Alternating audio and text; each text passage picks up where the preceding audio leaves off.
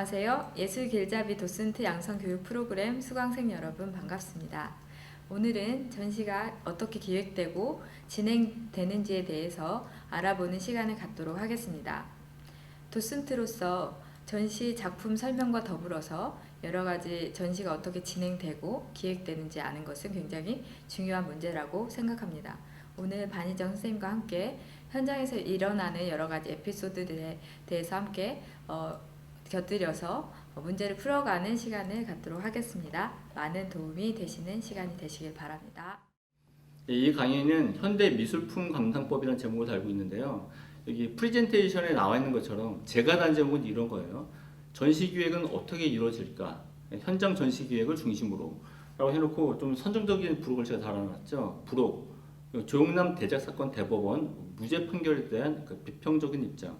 이게 아주 좀 핫 이슈여서 미술계뿐만 아니라 뭐 9시 뉴스에서 나올 정도로 굉장히 큰 이슈여서 제가 이걸 집어넣습니다. 마치 전시 기획이라는 게 미술 현장의 이야기를 이렇게 전달해 주는 거거든요. 그것처럼 조영남 사건도 현장에서 가장 핫 이슈이기 때문에 비평가 입장에서 이거에 대한 그 어떤 입장이 있을 거 아니에요? 찬반? 그거에 대해서 알려주는 그런 내용을 프로그램으로 담았습니다.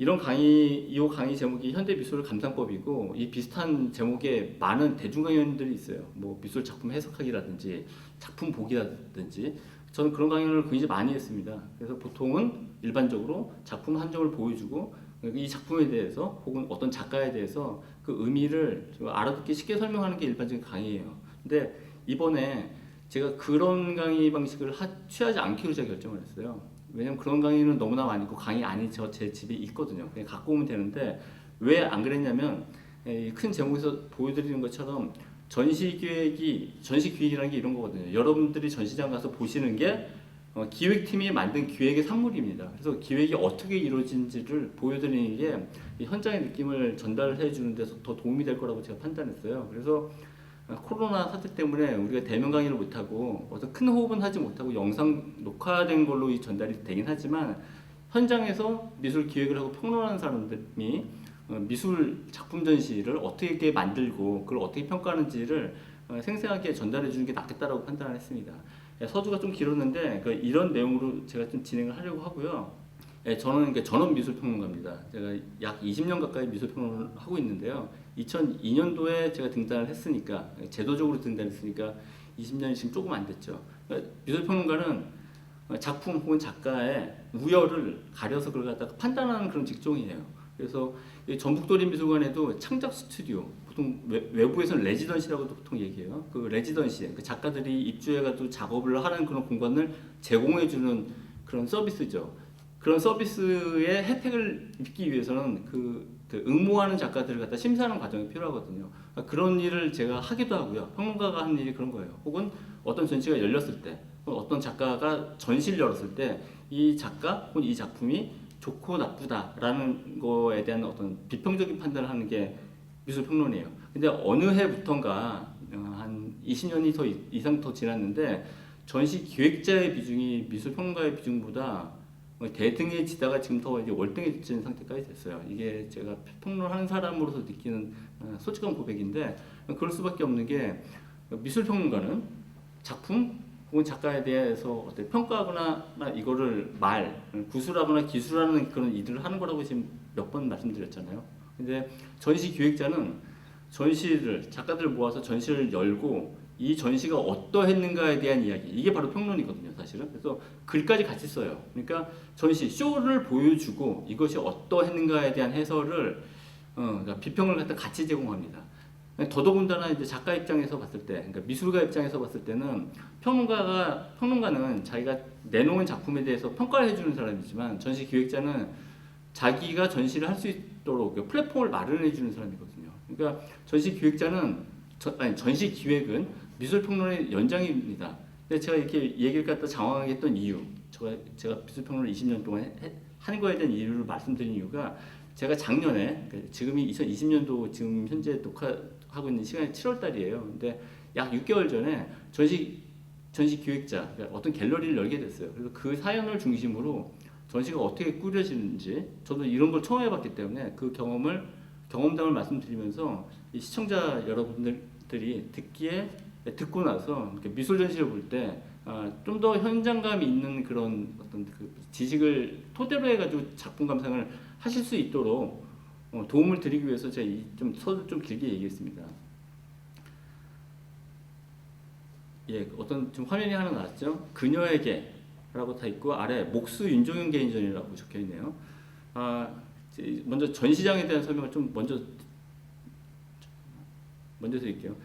저희가 전시장을 열고 나서 이 갤러리가 워낙에 좀 특이한 곳이어서 목수 윤종현이라고 돼 있잖아요. 그러니까 목공소 옆에 갤러리 이름이 갤러리 유진목공소거든요. 그래서 그 갤러리 목공소에서 일하는 그러니까 전원 목수랑 미술평론가랑 과학교사랑 셋이 담합을 해가지고 전시장을 갖다 연 거예요. 그래서 그 다음에 2월달에 국민일보에도 실리고 1월달에는 이렇게 서울신문에도 실렸어요. 이건 물론 자랑하려고 제가 갖고 온 이미지고요.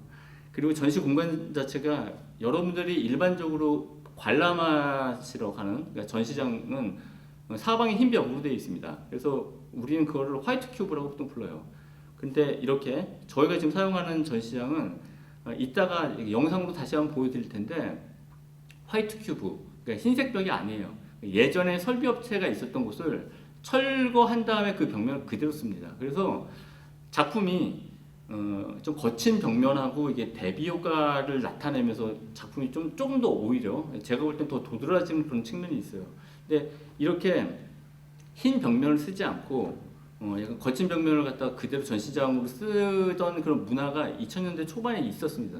그런 공간을 대안공간이라고 보통 우리가 불러요. 그래서 작품을 판매하지 않고 실험적인 미술품을 전시하는 곳이 우리가 대안공간이라고 보통 부르는데, 그래서 제가 이런 전시장을 작년 12월에 열었더니 주변에 많은 분들이 대안공간이 열었구나 라고들 많이들 믿으시더라고요. 근데 대안공간이 아닙니다. 제가 연 공간은 상업갤러리입니다. 작품이 판매가 되고 전시가 되고 판매가 될 수 있도록, 그러니까 일반적으로 우리가 알고 있는 갤러리의 성격하고 되게 비슷해요. 물론 보통 갤러리는, 그러니까 미술 전시장은 이게 좀 너무 이게 두서없이 나가는데 한 세 종류로 나뉘거든요. 그러니까 영리 갤러리가 있고요. 영리 갤러리는 상업화랑이에요. 그러니까 작품을 판매해서 갤러리가 다 유지하는 게 상업화랑이고요. 그리고 비영리 갤러리, 비영리 전시장이 있어요. 지금 여기 전북도립미술관 같은 경우 비영리 갤러리들을 갖고 있는 미술관이죠. 그러니까 이 전북도립미술관에서는 전시를 한 작품을 판매를 못합니다. 이건 좀 더 그런 게 있어서 못하고, 그리고 대관 갤러리라는 게 있어요. 대관 갤러리는 전시를 하고 싶은 사람한테 전시 공간을 갖다 빌려준 대가를 받고 그 대가로 전시장이 운영되는 거예요. 근데 저희 갤러리 마치 비영리 실험 갤러리처럼 생겼지만 실제로는 영리 갤러리라고요. 저희가 갤러리를 열면서 처음으로 연 개관전이 이 목공소를 운영하고 있는 목수의 개인전을 열었습니다. 그래서 앞에 보여드린 것처럼 이게 포스터였거든요. 그녀에게 목수 윤종현 개인전이라고 되어 있죠. 제가 일단 포스터 2점하고 전시 장면 한 점을 갖고 왔는데, 이렇게 아주 표현주의적으로 자기의 심정을 그림으로 옮기는, 보통 현대미술에선 보기 어려운 약간 아카데믹한 그런 그림이에요. 그래서 제가 역제안을 했죠. 당신의 직종이 그 목수니까 목공 작업을 한번 해서 신작을 한번 내보시라 라고 해서 낸 게 이런 신작이에요. 그래서 여러분들이 영상을 보고 계신 분들이 작품의 의미, 작품하고 작품의 의미를 연결시켜서 감상하시는 데 되게 익숙하기 때문에 이 작품의 의미를 좀 간단하게 설명을 드릴게요. 이분 목수 윤종현 개인전의 전시 타이틀 제목이 그녀에게예요. 영화 제목에도 그녀에게가 있죠. 근데 이 그녀에게는, 그러니까 제가 그녀에게로 하라고 제가 제안을 한 겁니다. 왜냐하면 이 목수는 미술 교육을 받은 바가 없어요. 그래서 이 전시에서 우리가 바라봐야 되는 포인트는 한 3가지 점입니다. 하나는 좀 아까 전에 말씀드렸던 거, 그러니까 비영리 공간을 표방한 것 같지만 실은 어떤 영리 공간을 취하고 있는 약간 좀 특이한 갤러리, 그리고 목수와 그러니까 평론가와 그 과학교사가 같이 협업을 해서 만든다라는 측면에서 일반 갤러리하고 다르고, 두 번째는 이 사람이 그림을 시작하게 된 그 계기가 미술대학을 나오진 않았지만 자기가 이 전시를 열기 약 10년 전에 좋아했던 어떤 여자가 있었는데 그 여자랑 이렇게 실연을 한 거예요. 헤어졌다고요. 그래서 그거에 대한 상심 때문에 그 상심으로 이제 받은 어떤 마음의 상처를 치유하기 위해서 그림을 처음으로 그리기 시작했대요. 그러니까 우리가 낭만적으로 알고는, 하지만 저 같은 전문가는 잘 모르는 영역이 있죠. 미술이 자기 치유의 수단, 혹은 감상하는 사람들이 봤을 때 어떤 마음의 뭐 치유의 수단이라든지 회복의 수단으로 많이들 미술을 생각하신다고요. 근데 저 같은 사람은 그 사실 잘 몰라요, 사실은. 근데 이 사람을 만나서 얘기를 나눠 보니까 꽤 큰 상심, 실현의 상심을 갖고 있었고, 그거로 인해서 그림을 한 번도 배워본 적이 없는 사람이 목공일이 끝난 다음에 애들이 다니는 미술학원을 다니면서 그림을 그려봤다라고 하는 거예요. 그러다가 여차저차해서 저랑 이제 알게 된 거죠. 2018년도 무렵에.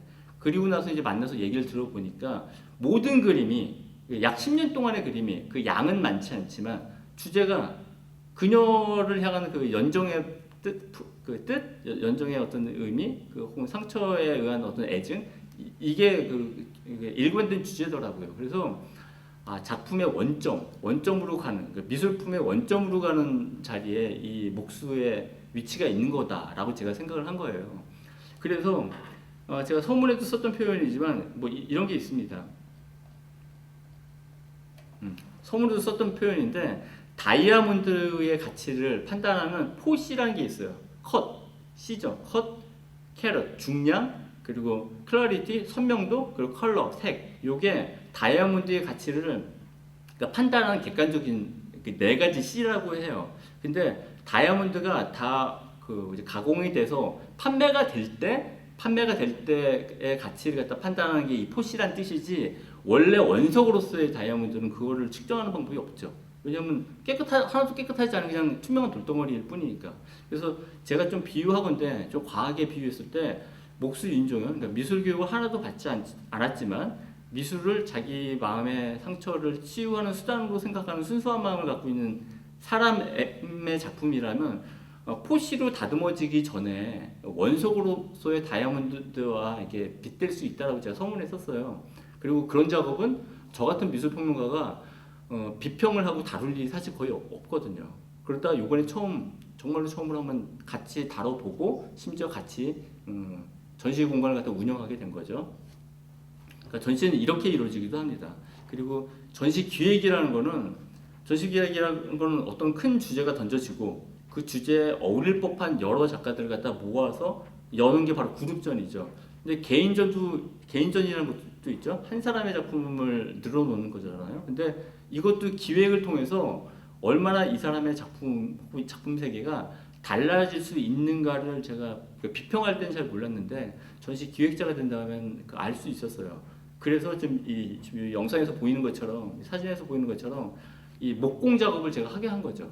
왜냐면 앞에 요 작업, 이런 아주 표현주의적인 회화 작업만 났을 때는 목수가 그린 그 회화 작업 정도로, 목수가 그린 어떤 그 여자에 대한 생각만 담은 어떤 그림, 물론 요것만으로도 기획안이 됩니다. 근데 저는 기획안을 좀 약간 다르게 잡아서, 그녀에게란 그 주제를 유지하되 당신이 매우 잘하는 거, 목공 일을 동원을 해서 목공 작업을, 목공 그 메카닉을 동원을 해서 다른 사람이 할 수 없는 어떤 신작을 한 두 점을 만들어 보라라고 제가 역제안해서 만든 게 이 작업인 거예요. 여기서도 엇나가 있는 두 개의 의자가 있죠. 의자 두 개가 같이 앉을 수가 사실 없어요. 비스듬히 앉을 수 있는데 마주보고는 있지만 엇나가는 그 시선을 하고 있는 자세로 의자가 이렇게 위치되어 있죠. 이게 그와 목수와 그하고 이렇게 실현한 그녀가 있는 위치라고 이렇게 생각을 하게 되는 거죠. 그래서 그녀에게란 동일한 주제를 갖고, 기존의 그 약간 아마추어답게 그랬던 그 그림 한 묶음, 그리고 이 사람이 매우 잘하는 그 목공 기술, 이 두 개를 묶어서 하나의 주제, 그녀에게도 실험시키는 전시를 한번 해보자라는 게 제 기획안이었어요. 그러니까 전시는 이렇게 어떤 해석에 따라서 이 사람이 약간 무작위적으로 만들어 놓은 그런 작업들이 한 큐로 이렇게 뚫려가지고 보이기도 합니다. 그게 전시 기획이라는 거 사실 여러분들한테 알려드리기 위해서 저희 갤러리의 개관전에 대한 설명을 좀 길게 드렸고요. 지금 보고 계신 장면은 저희 갤러리 내부에서 전시 오프닝을 하게 되면 보통 오프닝 파티가 있어요. 오프닝 파티는 갤러리 내부에서 하고 있는 장면이에요. 자세히 보시면 보이겠지만 벽면이 흰색으로 안 돼 있죠. 거친 설비 업체가 철거한 노출 콘크리트를 그대로 사용했습니다. 그러면 갤러리 유진목공소의 개관전 오프닝 장면을 한번 프로로 보시겠습니다.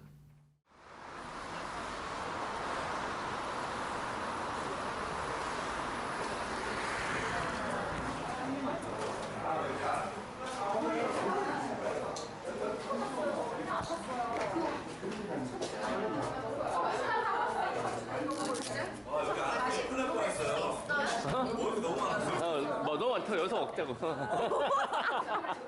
이거 아까 한 입도 안 먹었거든요. 저기 얘를 빼가지고 좀 의자가 없잖아. 그러니까 의자가 없잖아. 앉을 수 있는 거 가져. 그러니까 우리가 하나 둘 손님은 다 만들 수 있는데. 그러니까.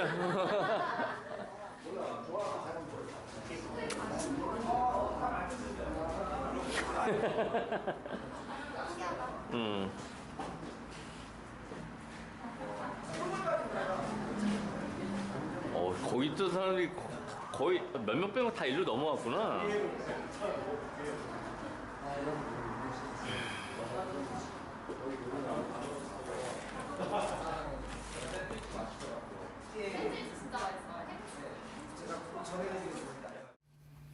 그리고 저희 갤러리의 두 번째 전시가 이제 분홍이에요. 바로 지금 전시가 날짜가 보이는 것처럼 2월 중순쯤에 열었거든요. 근데 이때 저와 여러분들이 못 만나는 그 사태의 원인이 됐던 코로나 사태가 아주 좀 팽창하게 됐을 때예요. 그때 저희가 전시를 열었습니다.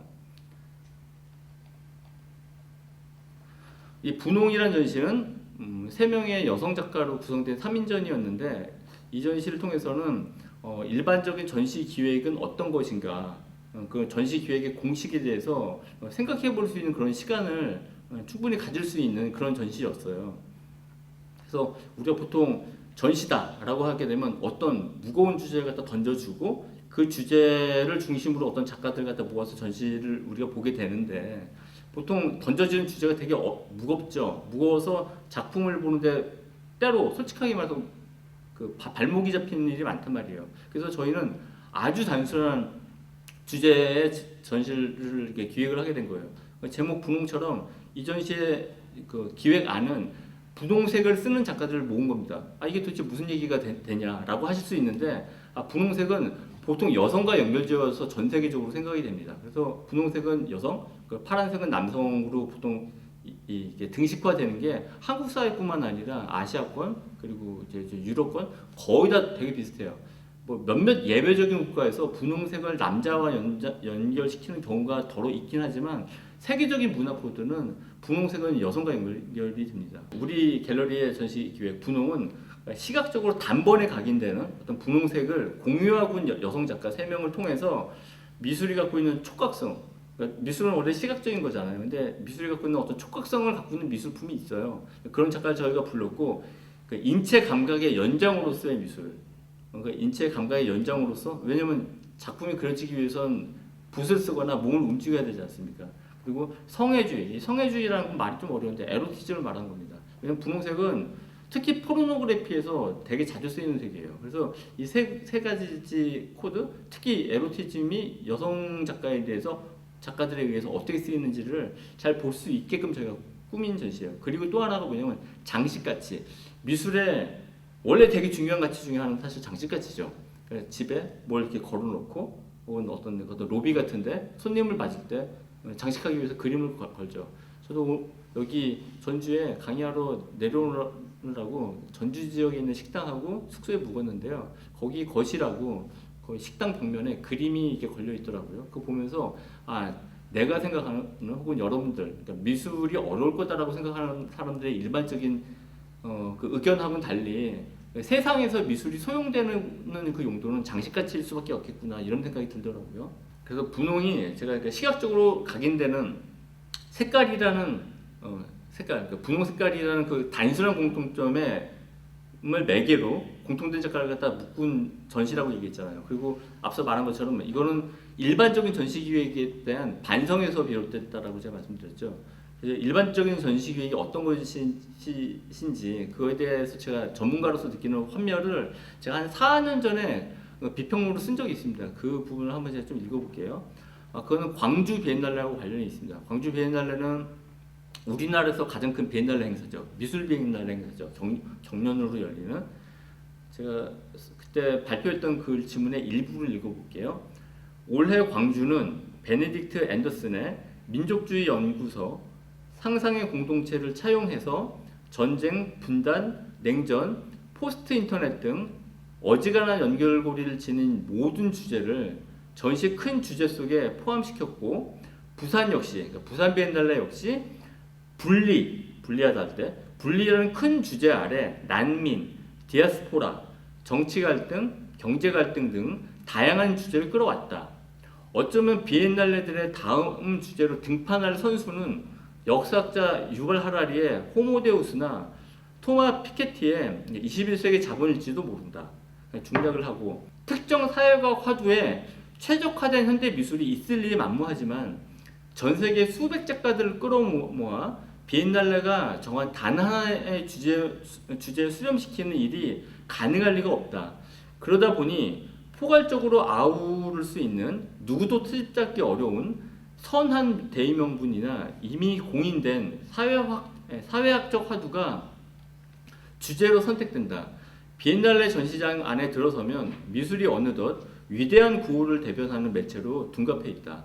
냉전, 전쟁, 분단, 소외, 이산, 인종 문제, 젠더 등등 절박한 사회 문제를 관철하는 진지한 대변인으로 변신해 있다. 미술이 믿겨지지 않는 일이다 라고 제가 예전에 글을 썼어요. 그러니까 이거는 꽤 무거운 화두를 전시 기획 주제로 내걸고, 거의 대부분이 그렇죠. 미술관급이건 갤러리건, 특히 메모드급 전시 같은 경우 특히 그렇죠. 비엔날레나 아니면 뭐 올해 작가상이나 이런 경우는 그걸 해놓고 이렇게 작가들 갖다 불러서 이게 전시를 여는 거. 그래서 사실은 관객들 갖다 약간 좀 주눅들게 하는 효과도 있고, 미술을 갖다가 좀 더 위대하게 만드는 효과도 있는데, 그게 많은 부분은 좀 엉터리 같다는 생각. 좀 벌거벗은 임금님은 벌거벗고 있는데 저 임금님이 옷을 입고 있네라고 많은 사람들이 외치고 있는 것 같다는 그런 위선감이 제가 좀 들었어요. 그래서 그것 때문에 분홍이란 단순한 제목의 전시를 만드는 거예요. 그 색깔이 함의하고 있는 여러 가지 의미가 있으니까 그냥 분홍이란 색깔을 이용해서 만드는 그런 작가들을 갖다 다뤄보자. 서두가 좀 길었는데 어떤 작가들이 있었는지 한번 같이 봅시다. 이건 그 출품 작가 가운데, 초대 작가 가운데 한수정의 작품입니다. 이 작가에 대해서는 이 작가가 지금 나이가 50대 중반이에요. 그래서 50대 중반 동안 작가로 활동하면서 작가적인 삶에 대해서 어떻게 생각하고 있는지에 대한 소회를 제가 물어본 질문이 있어요. 그 인터뷰 영상을 짧게 중간에 삽입을 하겠습니다. 그래서 분홍, 근데 꽃 모양, 꽃이라는 건 알겠는데 꽃 모양이 좀 이상하게 묘사가 됐죠. 그래서 꽃을 분명히 그렸는데, 분홍색 꽃을 그렸는데 꽃잎알이 여러 개가 여백으로 비어져 있어요. 흰색으로 처리가 돼 있죠. 이 부분을 색깔 좀 칠했어도 괜찮았을 텐데, 그렇잖아요. 근데 이거의 의도는 뭘까? 의도? 네, 말씀드릴게요. 여기도 마찬가지죠. 앞에 이렇게 꽃이 확 분홍색 꽃이 개화했는데 중간중간 듬성듬성 흰색 여백으로 그냥 남아 있습니다. 자, 이런 거에 대한 의미가 뭘까? 이 작가는 분홍색을 그러니까 전담해서 그 그림을 그려온 작가가 아니에요. 한수정 씨는 시각 재현의 어떤 그 장난놀이, 이거에 특화된 작업을 그동안 많이 했어요. 그러니까 시각 재현이라는 건 원래 이런 거거든요. 여기 마우스가 있으면 이 마우스가 진짜죠. 근데 이 마우스를 가짜로 옮기는 게 시각 재현이에요. 근데 그러니까 진짜를 가짜로 옮기는 게 우리가 미술이란 말이에요. 그러니까 아주 거칠게 하지만 정직하게 말하면. 근데 이 한수정 씨 같은 경우는 그런 시각 재현이 되는 방식들에 대해서 여러 가지 작업을 했어요. 그래서 우리가 알아서 속아주는 거, 우리는 보통 알아서 속아주거든요. 그림을 볼 때. 그러니까 우리가 그림이 있으면 여기 근경, 가까운 곳이 있고 중경이 있고 원경이 있죠. 그래서 이걸 원근법적으로 원근감, 거리감을 갖다가 만들기 위해서 선원근법으로 뒤에 있는 뒤에 원경에 있는 대상들을 작게 그리거나 아니면 뿌옇게 그리죠.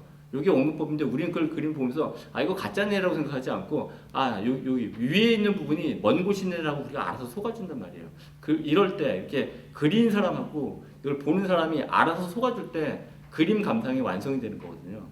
이 한수정 씨 같은 경우는 이 분홍색에 특화된 작업을 한 게 아니고 다만 분홍색 꽃이 있었던 것일 뿐이에요. 여러 꽃 가운데. 근데 이 작가가 초대가 된 이유는 이 분홍색이라는 기획전, 그러니까 색깔이란 단순한 아이디어에 수렴되는 작가들을 모아보자는 이 아이디어를 이 한수정 작가가 줬습니다. 그래서 같이 전시를 하게 된 거죠.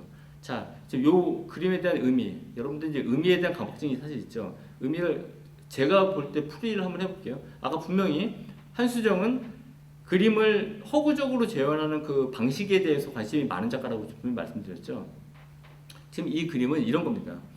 여기 꽃의 전체 이미지 가운데 전체를 다 그리지 않고 일부의 단서만 던져주고도 꽃임을 우리가 알 수가 있잖아요.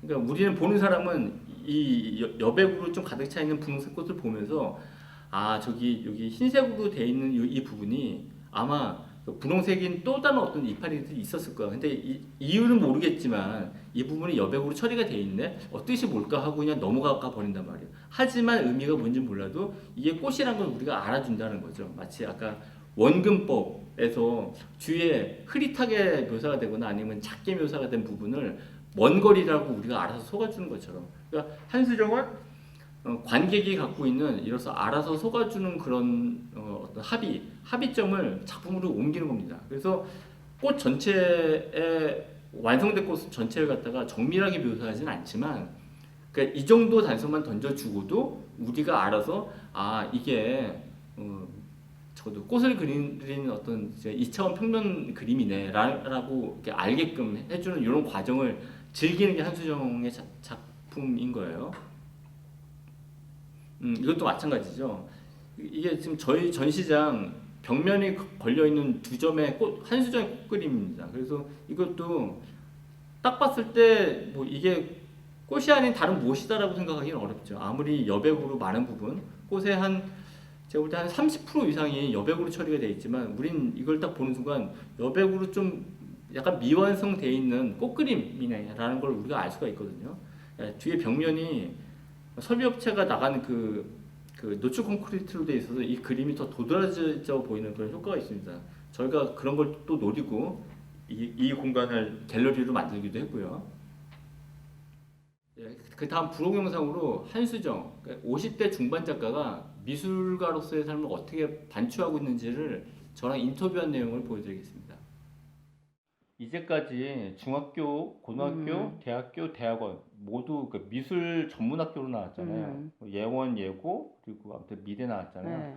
그래서 지금까지 어찌됐건 창작 활동도 하고, 그리고 뭐 미술대학이나 예고 같은 데 강의도 나가는데, 그러니까 생업 자체가 미술하고 결부돼서 지금 저도 50대 지금 중반으로 가고 있는데, 미술이 여전히 괜찮아요? 아니면 단도직입적으로 미술밖에 사실 할 수 없으니까, 선택지가 없으니까 미술 계속 하는 거일 수도 있잖아요. 그러니까 왜냐면 미대 졸업생들이 굉장히 많으니까 50대 중반의 미술 졸업 작가로서 그거에 대한 어떤 소회를 좀 얘기해 주시면 좋을 것 같아요.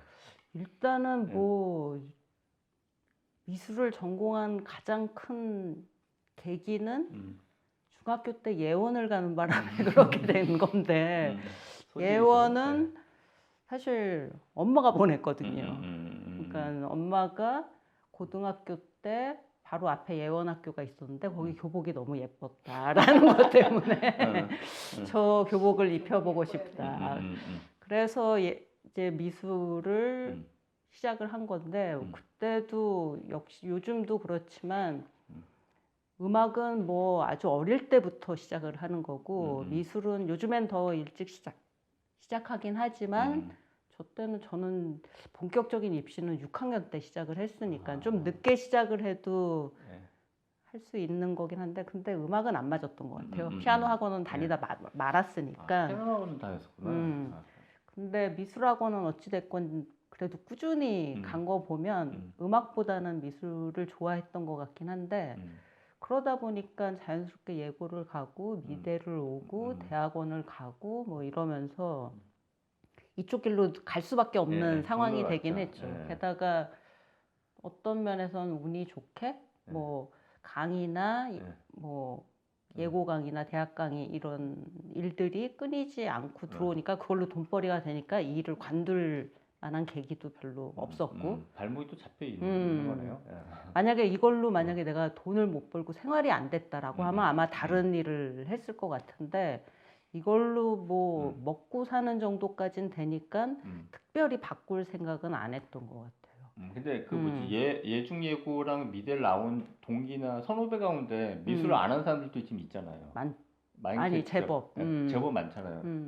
혹은 예중예고 안 나고 미대를 나와가지고 미술 하는 사람 더 많을 텐데 지금 그러니까 전업 작가 생활 어쨌든 50대 중반까지 지금 하고 있는 상황에서 미술이 본인한테 어떤 거라고 생각을 하세요? 어쩔 수 없이 하는 것 요소도 분명히 있긴 있을 텐데 좋은 점도 있겠죠. 그래도 하니까 좋은 점이 있겠죠. 일단은 사실 작업은 작업을 계속하는 이유는 만약에 불러주는 데가 없었으면 안 했을 것 같아요. 정원 다듬는 거 요즘 좋아하죠? 난 사실 그 자식이 있었으면 저번에 그 민재 씨한테는 얘기했었는데 그때 무슨 다큐멘터리 보니까 프랑스에서 나무 다듬는 직업이 있더라고요. 가로수들. 그러니까 공무원이긴 하죠. 근데 그 수업이랑 이런 게 너무 좋아 보이더라고요. 근데 지금 제가 하기엔 그 나무도 타야 되고 그러니까 제가 하기엔 뭐 늦었고 그 자식이 있거나 젊은 친구들한테는 그런 직업 추천할 것 같긴 한데 결과적으로 미술 재미없다는 얘기네요. 지금 현재로는 뭐 시간이 금방 지나가는 일이 내가 재밌다라고 생각하는 일일 것 같은데 그렇다고 미술이 그림 그릴 때 막 지루하거나 이러진 않지만 시간이 확확 지나갈 정도로 재밌는 일은 솔직히 아니라는 얘기죠. 그 비교할 대상이 정원 다듬는 일이 생기는 바람에 두 개를 비교해 보니까 지금 현재는 나무 자르는 게 훨씬 재밌구나라고 생각을 하는 거지.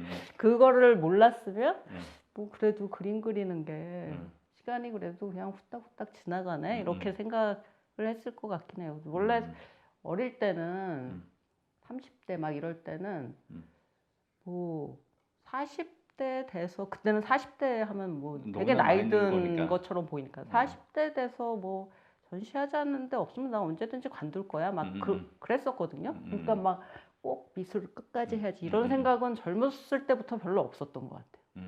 근데 지금까지 계속 하는 거는 뭐 어찌됐건 전시하자고 연락이 오면 작업을 하고 그러면서 이렇게 계속 이렇게 진행이 되는 상태이기 때문에 그래서 그런 거 같긴 한데 너무 비관적인가 젊은 사람들한테 솔직해지는 게 답이죠. 예, 이 다음은 인체 연장으로서의 미술 작품하고 연관된 작가입니다. 저희가 이 분홍이라는 기획전에 작가 3명을 초대했다 그랬잖아요. 근데 이 작가 이름은 황소영이고 이따 영상도 하나 보여드릴 거예요. 이 황소영 씨는 미대 재학생이에요. 지금 현재 아직도 지금 재학생이 20대 여성 작가인데 요가를 너무나 좋아해서 요가를 되게 좋아하고 잘해서 요가를 조금 좋아하는 취미 정도 수준으로 그냥 좋아하는 게 아니고 요가를 프로로 가르쳐서 그걸로 생업을 할 정도로 그러니까 요가 전문가예요. 그래서 여기 이미지가 여러분이 딱 잘 이렇게 보이실지 모르겠는데 웬 산이 있죠? 산이 있고 정 가운데 그림의 정 가운데 누군가가 거꾸로 서 있는 듯한 이미지가 있습니다. 이거 설명을 듣지 않으면 잘 보이질 않아요. 그래서 자기가 요가 수행하고 있는 그 모습, 그러니까 거꾸로 서가지고 요가 수행하는 어떤 자세가 있나 봐요. 그래서 그거를 이 산 그림에 이렇게 중첩적으로 그림을 그린 거예요. 그래서 몸을 움직이는 그 육체 활동으로서의 요가, 그리고 그림을 그리는 육체 활동으로서의 페인팅, 이 두 개가 결합되는 어떤 부분을 그림으로 옮기는 사람이 황소영 씨예요. 그래서 이 그림은 누구의 그림일까? 어디서 많이 본 그림 같지 않습니까? 이 그림이 제가 이렇게 비교해서 보여드리는데 왼쪽이 황소영 씨 그림이고 오른쪽이 겸재정선의 인왕제색도죠. 좀 닮은 부분이 있죠. 그래서 인왕제색도는 동양화고 가로로 그림이 완성됐죠. 근데 황소영 씨는 이 가로로 그려진 조선시대 동양화를 세로로 그리고 분홍색 채색으로 완성을 했습니다. 그리고 뿐만 아니라 그 가운데 정중앙이랑 뭐 몇몇 군데 자기가 요가를 수행하고 있는 그 모습을 삽입을 했습니다. 그래서 육체의 어떤 연장으로서의 그 미술이 완성되는 그런 과정을 그림으로 이렇게 묘사를 한 경우예요. 그리고 이 황소영 씨하고 관련해서 황소영의 이 그림하고 관련해서 좀 추가적으로 이 영상에서 다룰 만한 부분은 이거예요. 뭐냐면 작가들에 대한 대담을 제가 해봤어요. 이 작업의 의도가 뭐냐라고 물어봤죠. 근데 황소영 씨가 자기 작업에 대해서 설명을 잘 못해요. 근데 이렇게 작가가, 미술가가 자기가 만든 그림에 대해서 자기 입으로, 자기 머리로 설명을 못하는 일은 놀랍지만 매우 흔한 일입니다. 이게 좀 이해가 안 가실 수가 있어요. 자기가 그린 걸 거 아니에요. 자기가 의도를 갖고 있고. 근데 이거에 대한 의도가 뭐냐라고 물어봤을 때 설명을 대부분 못합니다. 근데 설명을 물론 잘하는 미술가들도 예외적으로 있어요. 그런 사람들을 우리는 개념 미술가라고 불러요. 개념 미술가는 작품의 그 핵심이 개념이기 때문에 그 개념에 대한 생각을 이 작가가 하고 있기 때문에 그거에 대해서 구술을 하는 거죠. 기술을 하거나. 그래서 평론가처럼 글을 되게 잘 쓰거나 저도 이렇게 말하는 사람들, 말 꽤 하는 사람들처럼 말 되게 잘해요. 그래서 우리나라 개념 미술가로는 그 안규철이라고 있죠. 현대차 시리즈에서 상 받으신 분, 2014년도인가? 그분하고 박이소라고 좀 세상을 좀 일찍 떠난 우리나라 미술가가 있어요. 그 두 분이 개념 미술가고 그 두 분은 말을 되게 잘합니다. 하지만 대부분의 미술가들은 제 경험치고는 말을 대부분 잘 못해요. 근데 황소영 씨 같은 경우는 특히 말을 더 못하는 게 창작의 과정이 육체에서 나오는 어떤 경험치를 갖다 옮기는 것이다 보니까 특히 말을 못하는 것 같아요. 이게 무슨 말이냐면 이 부분을 좀 쉽게 풀어서 설명드릴게요. 의사소통의 방식에는 여러 가지 방식이 있어요. 근데 가장 우리가 잘 알고 있는 전 세계적으로 통용되는 방법은 의사소통의 언어죠. 그러니까 말로 하건 글로 쓰건 이걸 통해서 우리가 어떤 의미인지를 갖다 주고받는데 언어가 개발되기 전에 그러니까 말이 개발되기 전 혹은 이 글자가 개발되기 전에 인류도 의사소통을 했을 거 아니에요. 그러니까 의사소통의 수단으로서의 말이 등장하기 이전에도 인류나 동물은 말할 것도 없고 의사소통을 자기들끼리 한단 말이에요. 그래서 이 미술품이라는 것은 언어가 개발되기 전 혹은 언어가 필요 없을 때 할 수 있는 의사소통 중에 한 방법이라고 저는 생각을 해요. 그러니까 작품은 어떤 감각질, 어떤 한 개인이 느끼고 있는 어떤 주관적인 감각이 쏟아져 나온 결과물이 그 미술품인 경우가 많이 있거든요. 그러다 보니 언어 너머의 어떤 자기 주관적인 체험을 작업으로 만들다 보니 이걸 언어화하는데 곤란함을 겪는 거죠. 제가 느끼는 이 황소영 씨 혹은 여러 미술가들이 자기 작품에 대해서 이렇게 구술하거나 기술하는데 어려움을 겪는 이유는 바로 그런 데 있을 거라고 저는 생각을 합니다. 황소영 씨 작품이 이런 작업이에요. 그러니까 분홍색으로 마치 액션 페인팅 하듯이 그 잭슨 폴록이라고 그 안료를 캔버스 위에다 이렇게 뿌리듯이 그림을 완성한 그 미국 작가 있잖아요. 그런 방식까지는 아니더라도 안료를 자기 몸을 요가하듯이 움직여가지고 완성하는 그림. 그러니까 이 그림을 딱 봤을 때는 여러분들이 봤을 때는 이게 뭔지 느낌이 잘 안 와요. 왠지 정중앙에 있는 건 기와지붕이니까 아마 풍경화련이라고 생각을 할 수 있죠. 게다가 일반적인 풍경화가 분홍색이 아니니까 보통 녹색이지 않습니까?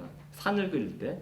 근데 이 사람의 주관적인 감정이 분홍색일 때 더 잘 이렇게 발현이 되는 거죠. 그래서 매우 주관적인 풍경화를 이렇게 완성하게 되는 거죠. 지금 이 그림도 마찬가지죠. 여기도 자세히 꼼꼼히 그림을 보게 되면 분홍색으로 그려진 산수가 있고 그 안 중간중간에 사람이 요가를 수행하고 있는 인체가 이렇게 숨어 있습니다.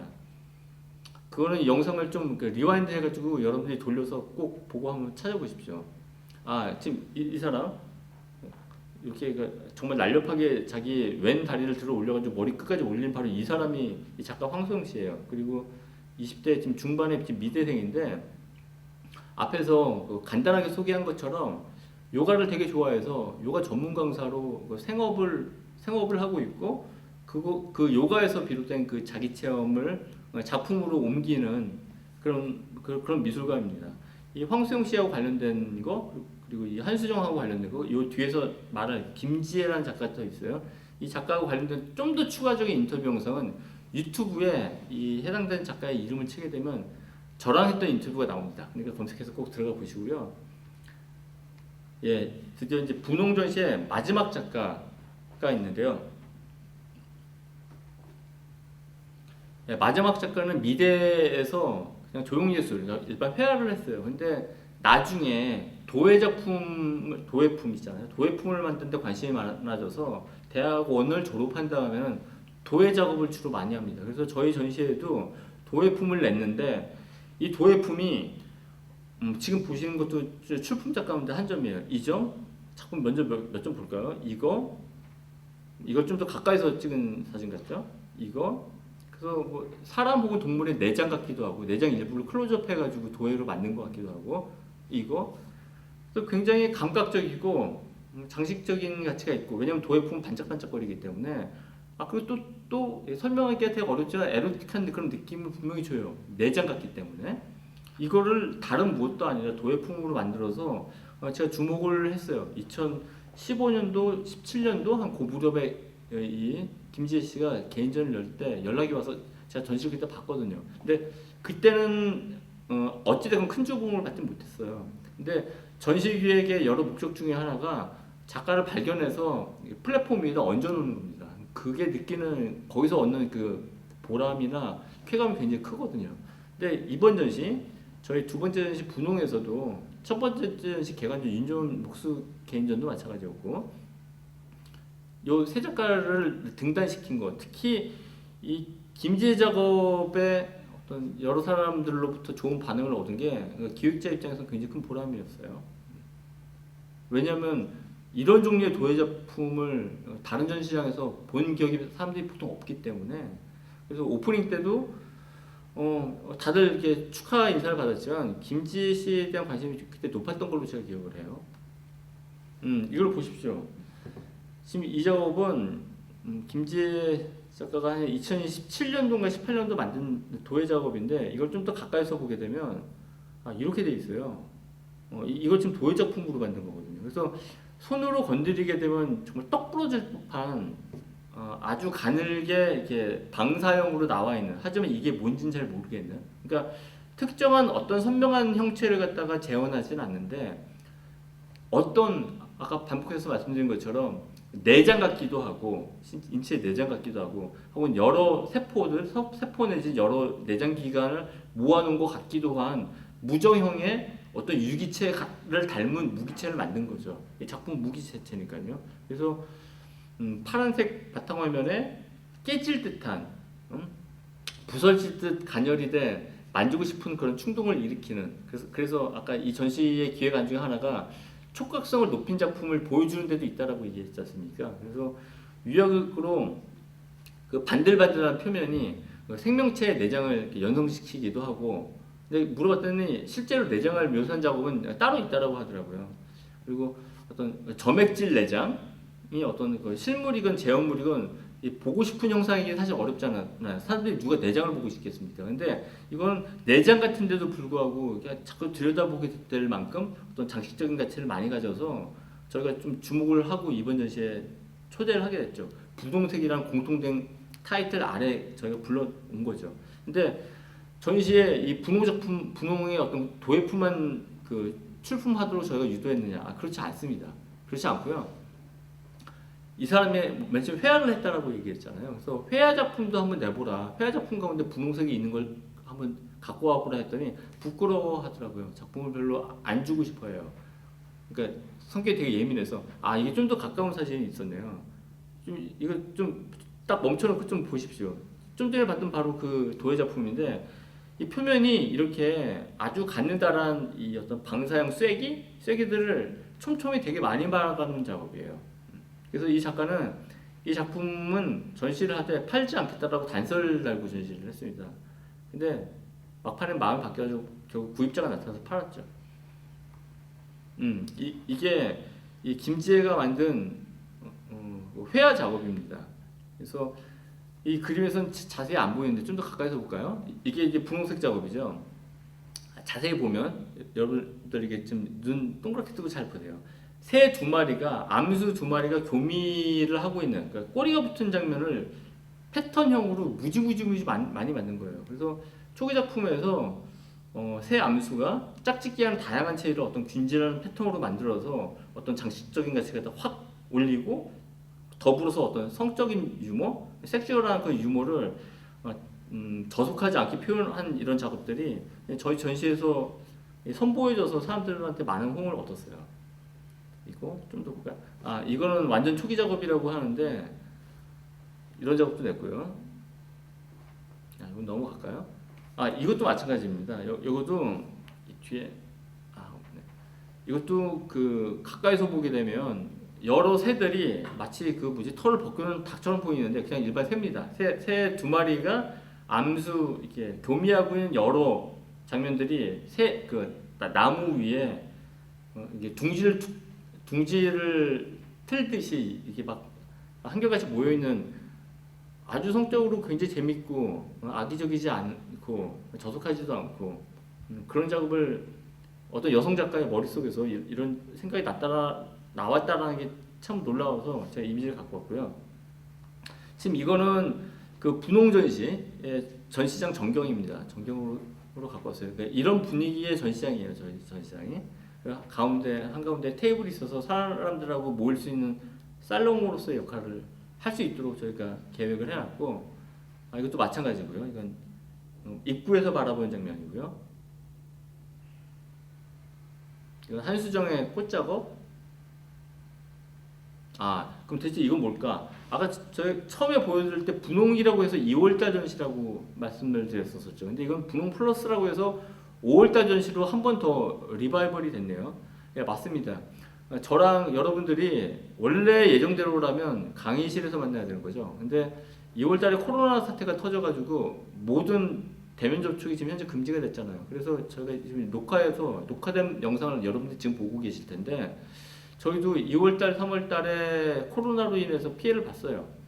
저희뿐만 아니라 미술계, 물론 다른 모든 업종이 다 마찬가지겠지만 미술계에서 이 코로나로 인한 그 타격이 꽤 많이 컸습니다. 그래서 예정됐던 전시가 연기가 되거나 아니면 그 열리지 않거나 아니면 열리되 알리지 않거나 왜냐면 전시를 부르는 게 민폐가 된다는 인식이 있어가지고 근데 저희도 분홍이라는 전시를 그 무렵에 코로나 사태가 어찌됐든 비등할 때였어요. 터지기 바로 직전까지 있을 때 저희가 오프닝을 했는데 나중에 터졌죠. 훨씬 더 확산됐죠.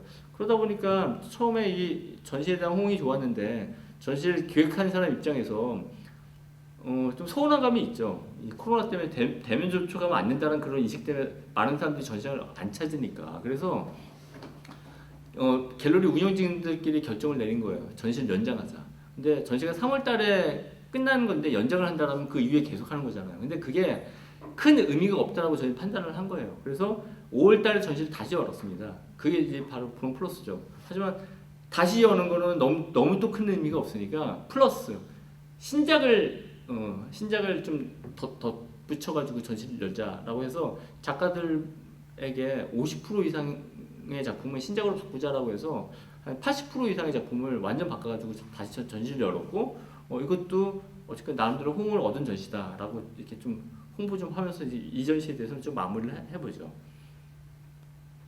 예, 그리고 이제 세 번째 저희 기획전 정직하고 선정적인 검정 윤곽선에 대한 소개를 드릴까 합니다.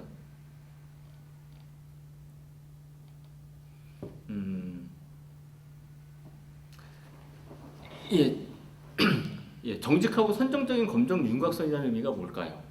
작가 5명이 지금 초대되어 있네요. 김셀, 김원규, 인세인바, 최경태, 최나리 5명이 선정이 되어 있는데 윤곽선이 뭔지는 알고 계시겠죠, 여러분들? 검정 윤곽선이 뭔지도 알고 계실 테고 검정 윤곽선은 보통은 순수미술회화에서는 많이 동원되지 않고 대중시각 예술계에서 어떤 대상을 묘사할 때 아주 자주 쓰이는 그 기법이죠, 묘사법이죠. 그래서 어떤 대상에 검정색으로 윤곽선을 갖다 그려 넣어서 어떤 대상을 도드라지게 만드는 거죠. 그래서 저도 아직도 기억이 나는데 아주 어릴 때, 그러니까 초등학교, 중학교, 고등학교 때 그 미술 시간에 그림을 잘 못 그리는 친구들이 그 그림에 옆에다 윤곽선을 검정색으로 하게 되면 이 그림이 확 도드라져 보이니까 거기에 이게 또 심취해 있었던 것이 기억이 나요. 근데 그렇게 하게 되면 사실 약간 반칙이죠. 그러니까 그 어떤 대상의 명암이라든지 밀도 같은 거를 색 조절을 잘 해가지고 내는 게 원래 진짜 실력자죠. 그러니까 이 검정색 윤곽선이라는 거는 기본적으로는 순수 시각 예술의 영역보다는 그러니까 대중 시각 예술에서 많이 썼던 그 어법이에요. 그렇지만 대중 시각 예술에서조차 윤곽선이 쓰이는 것보다는 윤곽선보다는 좀 더 이렇게 디테일하게 이 명암이라든지 양감을 갖다 표현하는 게 더 높은 급으로 인정받아요. 그래서 3차원 컴퓨터 그래픽을 이용해서 예를 들어서 그 겨울왕국인가? 유명한 애니메이션들 있잖아요. 그 유명한 애니메이션들에는 검정 윤곽선이 등장하지 않죠. 3D 컴퓨터 그래픽을 이용해서 사람들의 움직임이라든지 얼굴 표정이라든지 혹은 이 얼굴의 양감 같은 걸 갖다 표현하죠. 그러니까 검정 윤곽선은 기본적으로 저급한 묘사법이란 말이에요. 근데 이 저급한 묘사법을 저희가 좀 쓰겠다라고 제가 갖고 온 게 바로 이번 전시인데, 이 검정 윤곽선은 미술판에서 이 검정 윤곽선이 독점하고 있는 장르가 있습니다. 여러분 다 아시죠? 팝아트가 그렇죠. 자, 이미지 몇 개 볼까요? 이런 게 있죠. 팝아트가 있죠. 사람들이 검정색 윤곽선이 등장하는 그런 이미지들을 되게 좋아하죠. 그래서 팝아트 초상화 치게 되면 이런 게 잡히죠. 그래서 왜냐면 자기 얼굴 혹은 자기 커플, 우리 커플의 모습을 갖다 훨씬 더 도드라지게 만들기 위해서는 팝아트식으로 묘사하는 게 낫거든요. 근데 팝아트식 묘사법이라는 거는 검정색 윤곽선으로 이목구비에다가 선을 갖다 그어주는 거잖아요. 근데 이 기법이 아주 이제 고급한 묘사법은 아니라는 말씀 좀 드리려고 갖고 왔지만, 전 이 방법을 차용을 했어요. 검정 윤곽선, 이 윤곽선이 처음 쓰였던 곳이 보통은 만화입니다. 만화인데 이 만화에 대한 어원을 우리가 좀 찾아보면, 지금 여러분들이 지금 보고 계시는 거는 호쿠사이의 큰 파도라는 아주 예전 일본 그 목판화죠.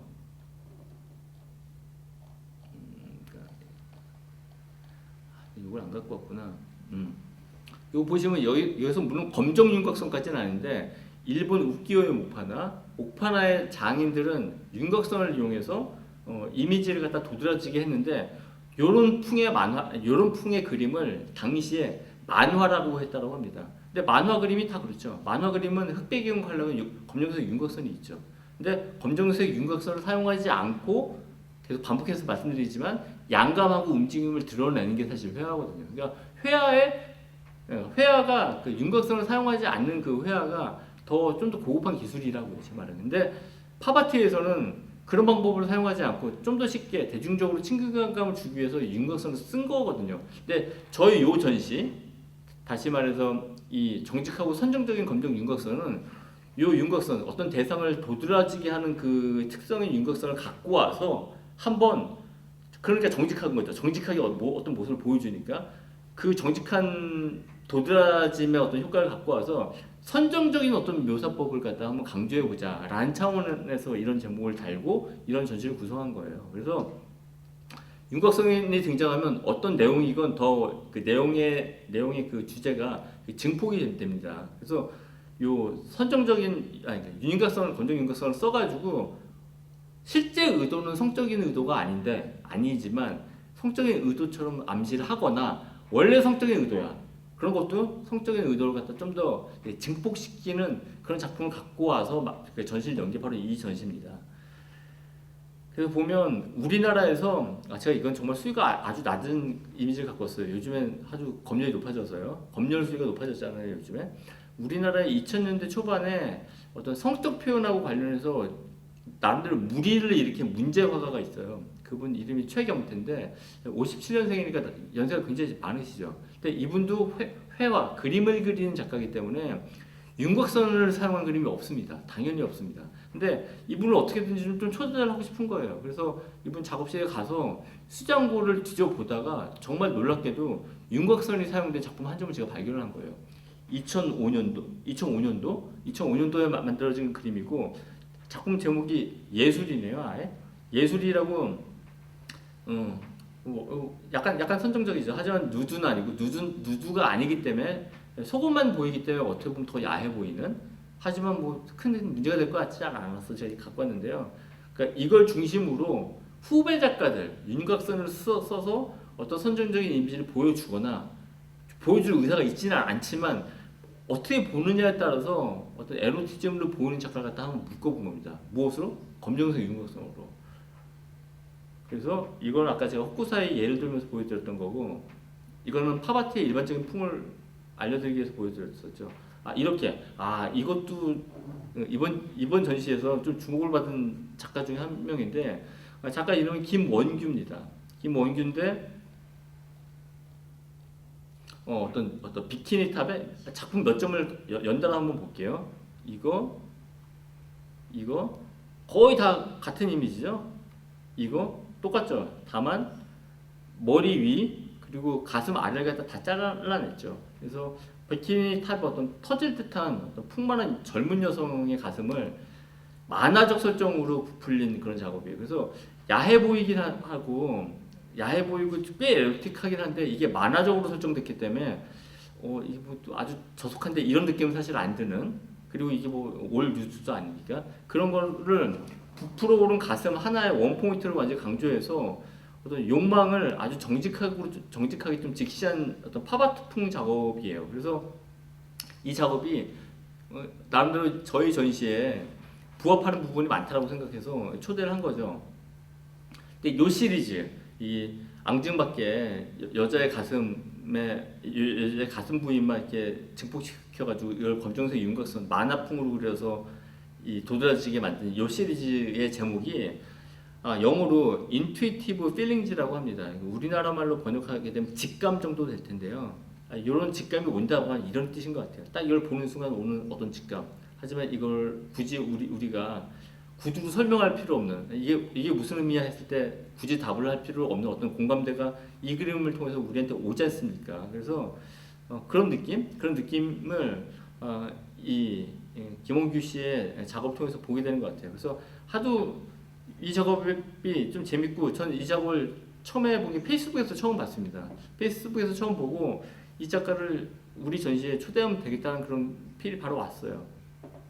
또 이 작가는 생기고는 저 약간 동네 아저씨 같이 생겼는데 이렇게 미술학원을 운영하면서 애들 가르치면서 이런 또 악동 같은 생각을 또 했더라고요. 그래서 꼭 요 그림 말고더라도 지금 이게 전시장 풍경이고요. 그래서 맨 위에 걸려져 있는, 상단에 걸려져 있는 게 김원규 씨 작업이고, 여러분이 볼 때 왼쪽 벽에 나란히 3점이 걸려 있잖아요. 그것도 김원규 씨의 그림이에요. 그래서 여러분 잘 보이실지 모르겠어요. 근데 프라이팬 위에 동그랗게 강조된 뭐 계란 노란자 부위라든지 뭐 입으로 어떤 케이크 같은 걸 먹는 순간 거기서 흘러내리는 어떤 햄버거 소스라든지, 이게 생각하기에 따라서는 굉장히 또 성적 메타포로, 성적인 은유로 보일 법한 그런 귀여운 그림인 거예요. 그래서 그런 점이 마음에 들어서 저희 기획 안 하고 매치가 되는 부분이 많다라고 판단이 돼서 이 작가를 저희가 초대를 하게 된 거죠.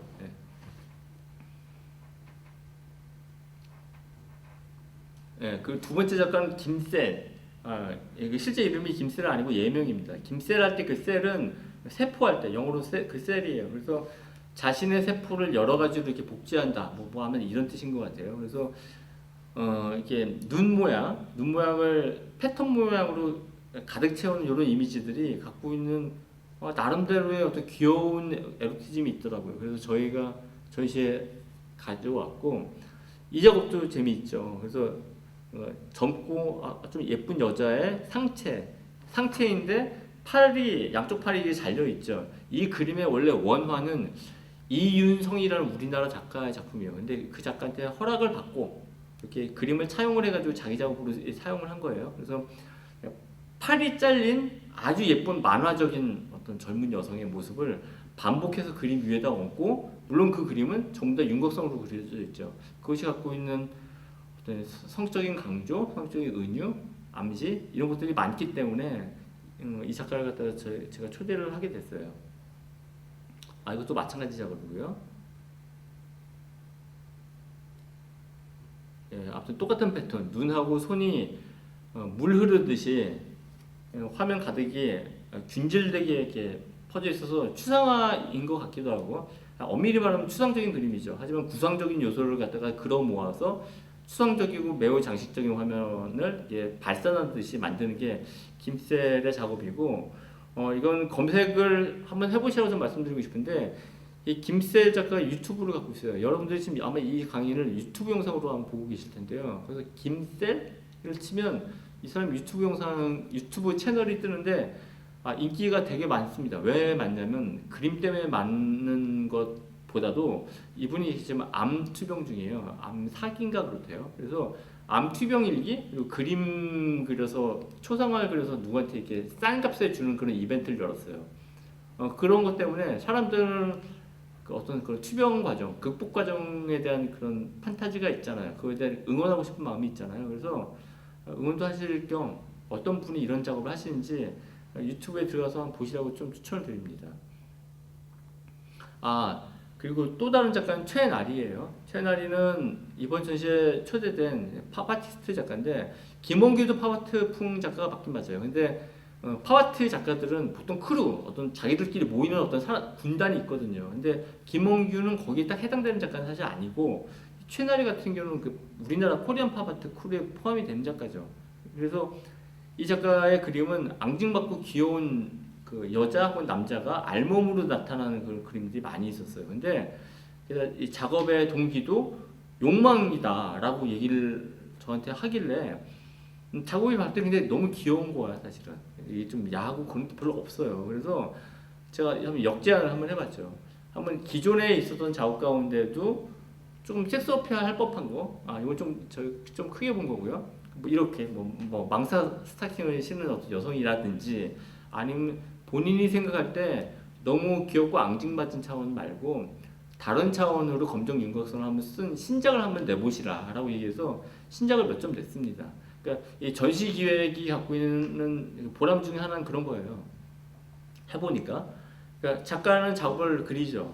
작업을 만들어 나간단 말이에요. 근데 기획자가 어떤 기획안을 갖고 역제안을 해서 작업의 방향을 다른 방향으로 이렇게 선회하도록 만드는 것, 그게 기획을 해보니까 기획자가 갖고 있는 가장 큰 보람 중에 하나인 것 같더라고요.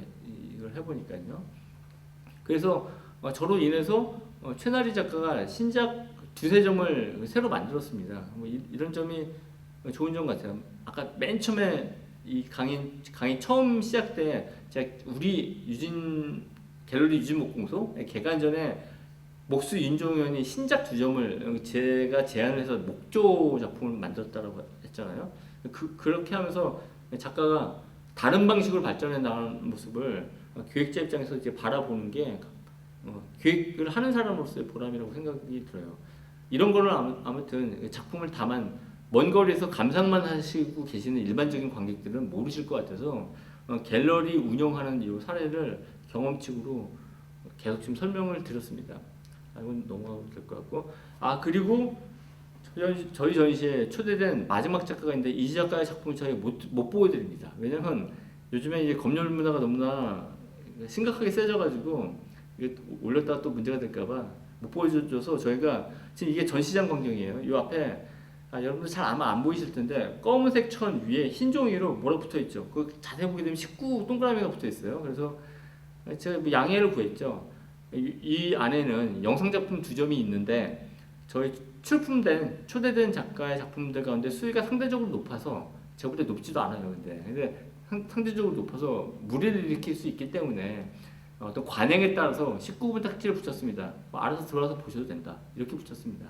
근데 이걸 보니까 여러 가지 그러니까 전 세계적으로 그러니까 표현의 문제 그리고 이걸 갖다가 관대하게 받아들이는 어떤 문화의 풍경들이 갑자기 떠오르네. 이건 원래 강의 내용 중에 원래 없었던 내용이에요. 제프 쿤스라고 있어요. 제프 쿤스가 자기가 같이 살았던 어떤 여성과 그 여성이 포르노그래피 배우였습니다. 그러니까 성관계를 하는 장면을 그림도 아니라 사진으로 찍어가지고 전시한 적이 있었어요. 90년대 초반인가 그렇죠. 근데 그거를 제가 직접 2013년도인가 베를린 가서 직접 본 적이 있는데 앞에 이런 게 없더라고요. 없고 간단히 뭐라고 적히는데 입장 금지라고 쓰여진 건 아니고 여기 이런 게 있으니까 그냥 아시라라고 돼 있는 거야. 그러니까 이런 막 같은 게 없어요. 그리고 그 앞에 서 계시는 분들 들어가는 걸 갖다 굳이 막지 않더라고요. 젊은 애들이 들어가더라도. 근데 그건 진짜 명백한 포르노그래피가 맞았거든요. 그러니까 이거를 그런 문화를 수용해 주는 거. 왜냐면 실제로 미술관 안에서 그 보여진 선정적인 이미지 너머에 진짜 센 이미지들은 우리가 무료로 많이 볼 수 있잖아요. 이게 현실이잖아요. 근데 이런 현실을 갖다 도외시하고 미술관에서 작품의 명목으로 나와 있는 약간 수위가 높은 작업을 엄격하게 제재를 하는 거는 아주 이중적이라는 거죠. 그래서 그거를 그 구성원 그 관객 그 개인의 어떤 자유에 맡기는 그런 문화적인 풍경이 2013년도 제가 베를린에서 봤던 풍경이었거든요. 근데 아무튼 저는 아무튼 한국에 살고 있기 때문에 제가 전시 기획을 하면서 아주 문제가 될 거라고 생각은 하지 않았지만 이 전시장 앞에 이 작품 앞에는 19분 딱지를 제가 붙였죠. 이런 풍경이 있고 지금 제가 소개시켜 드린 바로 이 작품은 지금 서울에서 갤러리 유진목공소 오시면 보실 수가 있습니다. 그리고 이게 그 인세인박이라는 작가의 그 평면 작업이에요. 근데 이거 여러분들 화면 딱 고정시켜 놓으시고 얼굴을 좌우로 돌리면서 좀 보세요. 그럼 어떤 이미지가 떠오르거든요. 대단한 이미지는 아닌데 약간 야한 이미지가 떠올라요. 그러니까 화면 고정시켜 놓으시고 좌우로 돌리면서 어떤 이미지가 있는지 자세히 보시면 어떤 이미지가 모락모락 떠오를 겁니다. 약간 야한. 제가 이 전시를 기획하면서 갖고 있었던 의도를 좀 말씀드릴게요. 불과 한 4, 5년 정도 된 것 같아요. 제가 볼 때 한 2014년도? 14년도 전후 같은데요. 우리 사회 문화가 예전하고 비교할 수 없을 만큼 허구적인 표현물, 영화가 됐건 미술이 됐건 소설이 됐건 아니면 인터넷에서 올려지는 어떤 이야기가 됐건 오락이 됐건 매우 경직되고 그러니까 엄격한 잣대로 여론몰이를 해가지고 어떤 그 표현물을 갖다가 제재하는 일이 굉장히 빈번해졌다라고 저는 느끼거든요. 근데 이걸 미술 평론하는 사람, 그 어떤 작품에 대한 그 우열을 가리는 일을 하는 사람으로서 이런 문화적 현상이 참 우려가 돼요. 그래서 어떤 검열의 명분으로 정치적인 올바름, 그리고 한 몇 해 전부터 되게 인기 끌고 있는 유행을 하고 있는 페미니즘을 앞세우는 게 하나의 대단한 정당한 유행처럼 지금 굳어가고 있는데 허구적인 표현물을 향한 이런 어떤 집단적인 문화태행, 저는 이건 정말 문화태행이라고 생각해요. 문화태행은 다양한 분야에서 지금 관찰이 되고 있습니다. 정치도 마찬가지고 사회도 마찬가지고. 그래서 저희가 갤러리에서 저희 갤러리 유진목공소에서 좀 전에 소개시켜줬던 정직하고 선정적인 감정 유각선 전시가 6월달 기획전이었어요. 그럼 7월 21일까지 열리는데 이 전시를 연 이유는 세대하고 연령을 초월해서 세대 연령 다 초월해서 앙증맞고 귀여운 도상을 제조하는 그 제조 기법으로서의 윤곽선, 검정 윤곽선의 호소력, 윤곽선으로 뭘 그리면 호소력이 있으니까 그걸 오히려 역으로 이용해서 윤곽선이 직설화법을 갖는 거니까 악의 없이 어떤 성적인 상상력을 한번 만들어 보자, 그걸 한번 주시해 보고 그걸 한번 관찰해 보자 라는 차원에서 만든 겁니다. 그래서 저희 전시에서 제가 기억한 그 전시송의 윤곽선은 최근 우리 사회 요즘 뭐 한 4, 5년, 5, 6년 전 2004년도부터니까 6년 전이라고 보는 게 맞겠다. 그러니까 그때부터 우리 사회에 있는 자기검열의 시류를 자기검열을 하는 그 시류가 있지 않습니까? 그걸 반영하는 바로미터이기도 하고 그 윤곽선이, 그리고 우리 안에 있는 우리 안에서 솔직히 그런 걸 보고 싶어 하거든요. 그러니까 그런 정직하고 선정적인 욕망의 지표가 제가 이번 전시에서 기획한 그 윤곽선의 의미예요. 검정 윤곽선이 어떻게 전시되어 있는지 그 전시장 전체를 영상으로 스케치한 장면이 있습니다. 그걸 한번 브로그로 보시겠습니다.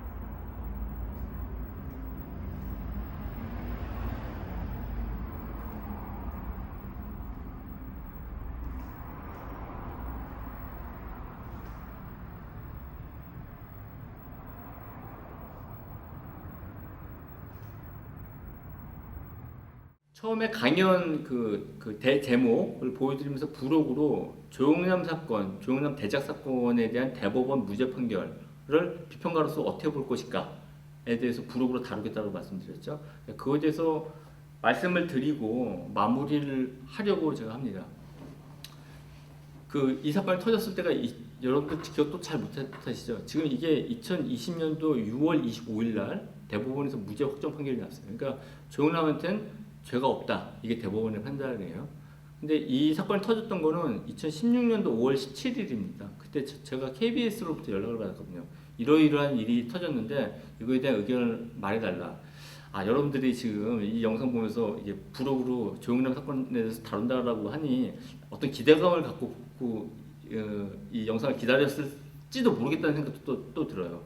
좀 어떤 후련한 비판 이런 거, 그렇죠? 그러시죠? 왜냐면 온라인상으로 떠도는 뉴스나 이 대법원 무죄 판결이 나왔음에도 불구하고 온라인에서 나오는 얘기, 어떤 유명 인사들의 얘기, 일부 자칭 미술평론가들이 말하는 이 조영남 사건 문제가 있다 그럼에도 이런 내용들이 있었기 때문에 그게 일반적인 대중이 갖고 있는 어떤 불만 그런 걸 갖다가 좀 긁어주는 역할을 했을 것 같아요. 근데 죄송하게도 저는 그런 일을 할 수가 없고요.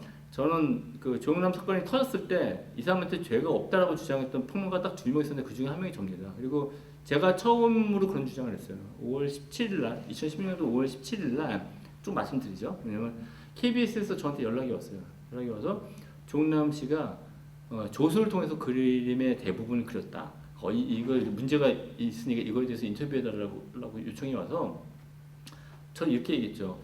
미술계에서 조수를 고용해가지고 그림을 완성하게 하는 거는 하나의 일반적인 하나의 공식으로 구조되어 있기 때문에 그건 문제가 될 게 없다라고 얘기했더니 그렇다면 그런 미술계의 관행의 문제점에 대해서 얘기를 해달라고 얘기를 하더라고요. 그래서 제가 그런 관행이 문제가 없다는 뜻이에요 라고 얘기하고 전화를 끊었어요. 그리고 그 무렵에 제가 몸이 너무나 많이 아팠기 때문에 개인적인 사정으로 다른 여러 군데에서 제가 찾아봤더니 되게 여러 군데에서 연락이 왔었더라고요.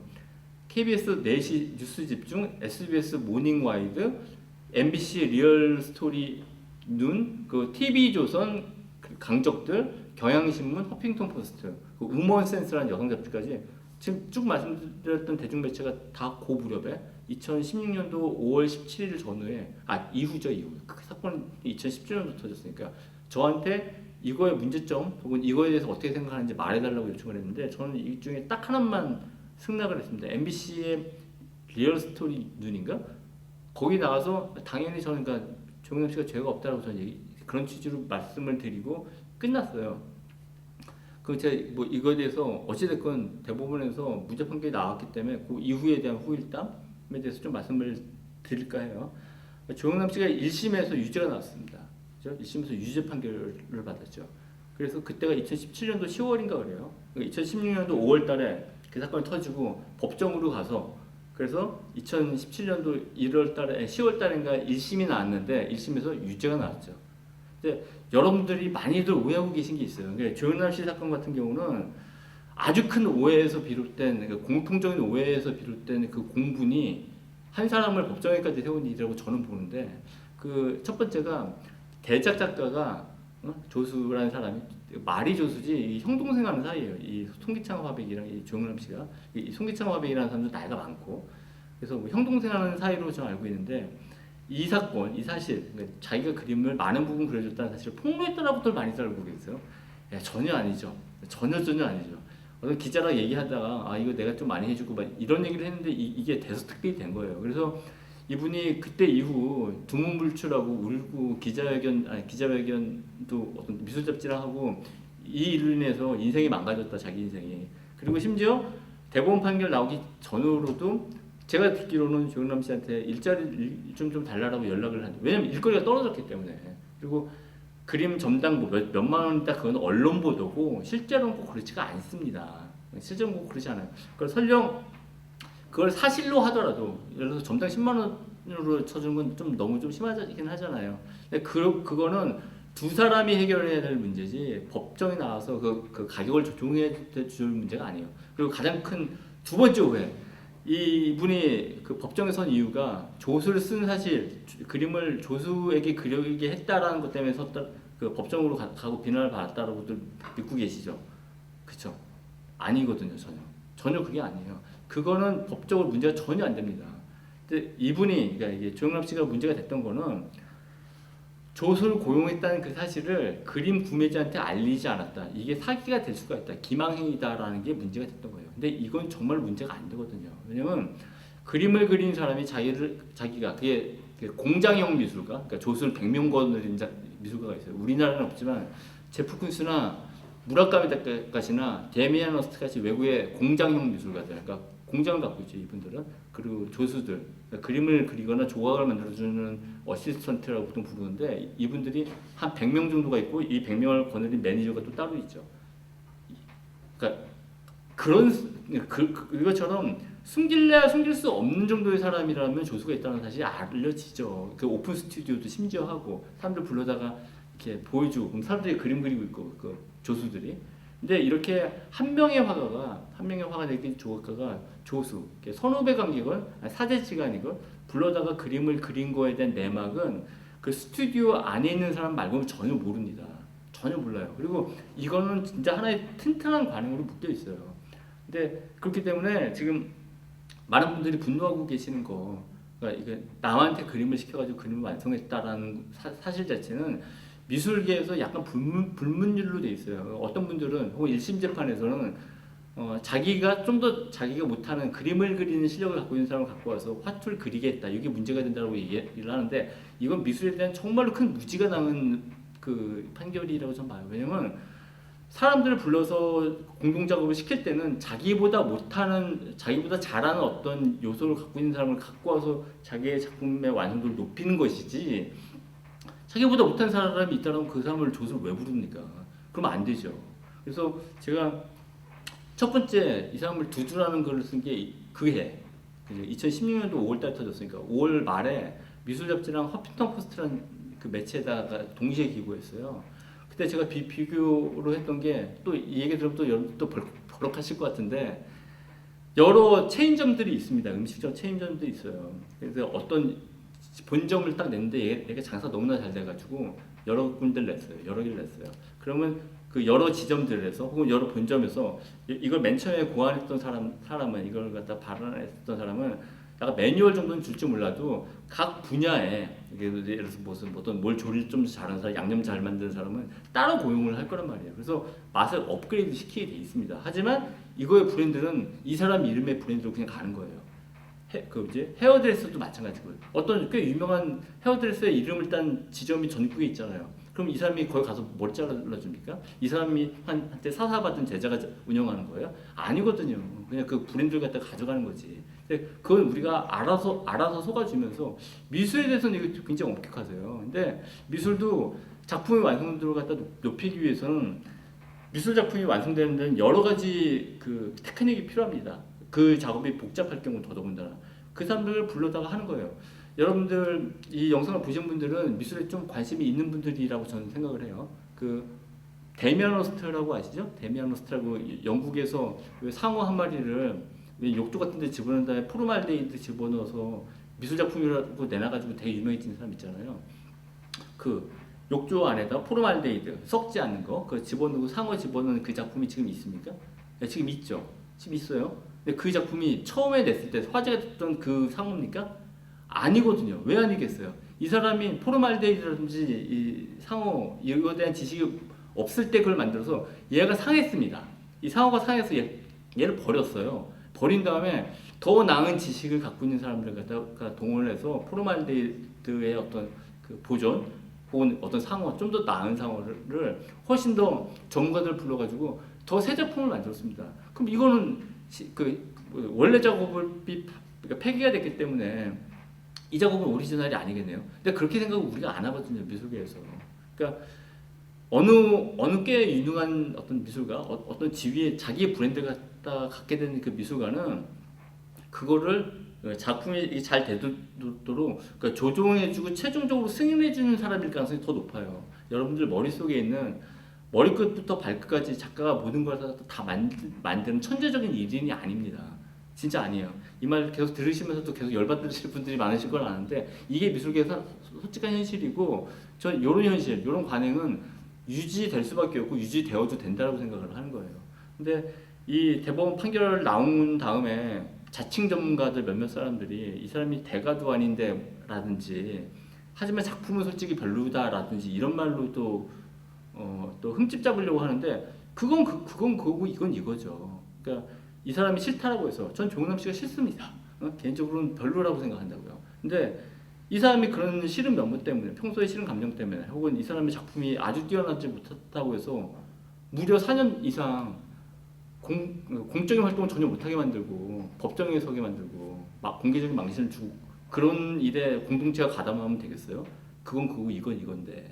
그래서 저는 이 조영남 사건은 한 개인에 대해서 좀 세게 말하면 좀 어떤 문화적인 무지가 공동체의 공분으로 작용을 해가지고 낳은 결과라고 저는 생각해요. 왜냐면 제가 이거 처음으로 이분 이 조영남 씨를 변론하는 걸 이제까지 총 2번 썼어요. 2016년도 5월달에 이 사건 터졌을 때 처음 한 번 썼고 2017년도 12월달인가 1심에서 유죄 판결 나왔을 때지 도와주려고 한 번 더 썼고요. 그래서 원래 1심이 있고 2심에서 무죄가 나왔고 대법원에서 무죄가 확정이 됐는데 2심의 증언으로 그러니까 피고인 측 증인으로 제가 나가기로 원래 정해져 있었습니다. 제가 나가서 이게 왜 큰 문제가 되지 않는지. 근데 제가 못 나갔죠. 왜냐하면 1심 때 조영남 씨가 이미 증인을 한 번 썼거든요. 그러니까 진중권 전 동양대 교수를 불러서 한번 쓴 바가 있기 때문에 사법부에서 이유 없다고 기각을 했어요. 그래서 제가 증인으로 못 나갔습니다. 근데 조영남 씨가 미운 건 미운 거고 그 작품이 이 사람한테 그 현행법상 죄가 안 되는 건 죄가 안 되는 거고 미술계 관행으로 봤을 때도 문제가 안 되는 게 맞아요. 근데 여러 사람들이 박탈감, 그러니까 미술 혼자서 자기 혼자의 힘으로 그림을 갖다 완성하는 어려운 화가들의 이런 처지 이게 대비가 되면서 이 사람들의 분노까지 결합이 돼가지고 이 일이 커졌는데 불행하게도 그 일은 그 일이고 이 일은 이 일이라고 보는 게 전 문화시민이라고 생각을 해요. 그래서 제가 이 사건 터진 이후 요 조은남 사건에 대해서 대법원 이게 무죄 확정 판결 나오기 전까지 대중강연에서 언제나 이 얘기를 언제나 했어요. 진짜로 언제나. 그래서 최근에도 제가 유튜브에서 이 얘기를 하면서 마무리를 이렇게 했는데 그 얘기를 하면서 오늘 강연을 다 마칠까 합니다. 뭐냐면 자 그럼 조영남 씨의 대작 사건에 대해서 대법원에서 무죄 확정 판결이 나왔으면 이 사건이 종결된 거냐? 사건은 법적으로 종결된 게 맞죠. 더 어떻게 제기할 수 없고 그러면 요 사실 그러니까 이 사람이 죄 없음이라는 그 인식이 많은 사람들한테 퍼질 것이야. 당연히 안 퍼집니다. 사람이라는 거는 제가 미술 평론을 해보니까 평론을 그래도 한 20년 했다는 거 아니에요? 해보니까 이 평론이라는 거 어떤 거에 대해서 평가를 하고 이게 어떻다라고 우열을 가리는 거는 사람들의 마음을 잘 못 움직입니다. 그래서 그러니까 정치적 소신, 그러니까 나는 미래통합당이 좋아, 난 정의당이 좋아 이런 소신 혹은 미술이나 예술에 대한 미적 취향 이거는 그걸 믿고 있는 사람의 자기 존재감하고 워낙에 깊은 연관을 맺고 있는 이데올로기다 보니까 이게 부인되는 순간 자기가 믿었던 거예요. 그게 부인되는 순간 객관적으로 부인돼도 객관적으로 근거까지 다 제시돼서 부인되더라도 자기의 믿음을 처리하지 않죠. 거의 예외 없이 처리하지 않죠.